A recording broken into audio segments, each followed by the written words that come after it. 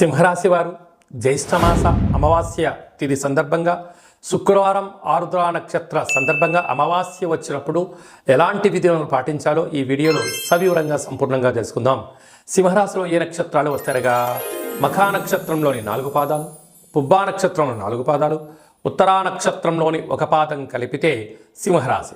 చాలామందికి డేటా బర్తులు సక్రమంగా లేనటువంటి కారణం వలన పేరు యొక్క మొదటి అక్షరాన్ని అనుసరిస్తూ ఆ రాశిని తెలుసుకునే ప్రయత్నం చేద్దాం.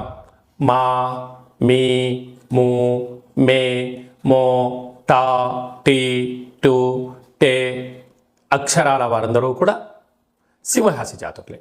సింహరాశి యొక్క అధిపతి రవి భగవానుడు. వీరికి ధనావాకు కుటుంబ స్థానంలో కేతు సంచారం చేయడం వలన వీరు చేస్తున్న ప్రతి విషయంలో ఏం జరగబోతుందో మీరు ముందే అంచనా వేయగలరు. కనుక ఇతడి వ్యక్తులు ధర్మంగా మాట్లాడుతున్నారా, అధర్మంగా మాట్లాడుతున్నారా, వారి సొంత లాభం కోసం మాట్లాడుతున్నారా, సమాజ శ్రేయస్సు గురించి మాట్లాడుతున్నారో అంచనా వేయడంలో సింహరాశి జాతకులు ముందు వరుసలో ఉంటారని చెప్పి గమనించాలి. కనుక ఇలాంటి కాల సమయంలో ఎవరిని అనొద్దు, అనిపించుకోవద్దు.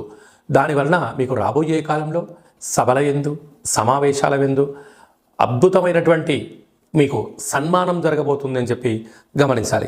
సప్తమ స్థానంలో శని భగవానుడు స్వక్షతకారకుడు అవ్వడం వలన ప్రేమికుల మధ్య, భార్యాభర్తల మధ్య, నూతన వృత్తి ఉద్యోగ వ్యాపారస్తులతో కొత్త పరిచయాలు కలిగినప్పుడు వీలైనంత వరకు మీ లిమిట్స్లో మీరు ఉండే ప్రయత్నం చేయండి. బార్డర్ని క్రాస్ చేయొద్దు.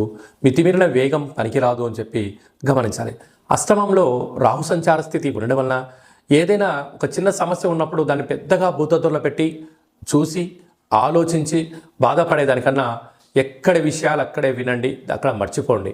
వాటిని పదే గుర్తు చేసుకోవడం వలన నరాల బలహీనత, బ్రెయిన్ స్ట్రోక్ లాంటి వ్యాధులు, వాహన ప్రమాదాలు వచ్చి ఉన్నాయి. కనుక మీ జన్మ నక్షత్రం రోజున అమావాస్య అష్టమి తిథి యందున దూర, వాయు, జల ప్రయాణాలు పెట్టుకోవద్దు. అలాగే భాగ్యస్థానంలో కుజ భగవానుడు సంచారం చేయడం వలన భార్యాభర్తల మధ్య సయోధ్య చాలా అవసరం. రాజ్యస్థానంలో గురు సంచార స్థితి ఉండడం వలన యోగదాయకమైనటువంటి కాలము.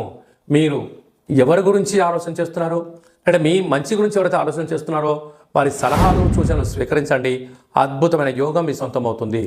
లాభస్థానంలో రవి భగవానుడు ఏడాది తర్వాత మిథున రాశిలో సంచారం చేయడం వలన మీరు అనుకుంటున్న అన్ని పనులలో విజయం మీ సొంతమవుతుంది.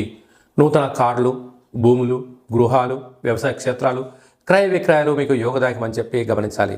కనుక ఈ అమావాస్య తిథి యందున వీలైతే తెల్ల జిల్లెడి వృక్షం దగ్గర ఒక దీపం పెట్టి రావడం, శివాలయంలో రుద్రాభిషేకం చేసుకోవడం, కాళభైరవ స్వామి వారి దగ్గర కూష్మాండ దీపం పెట్టుకోవడం, ఒక సౌభాగ్య ముడుపు కట్టుకోవడం, కుక్కలకు ఆహారాన్ని ప్రసాదంగా ఏర్పాటు చేయడం, కాకి పక్షులకు, కాకులకు కానీ, పౌరాలకు కానీ, పిచ్చుకలకు కానీ ధాన్యాన్ని ఏర్పాటు చేయడం వలన రుణ సమస్యలు, రోగ సమస్యలు తొలగిపోతాయని చెప్పి గమనించాలి.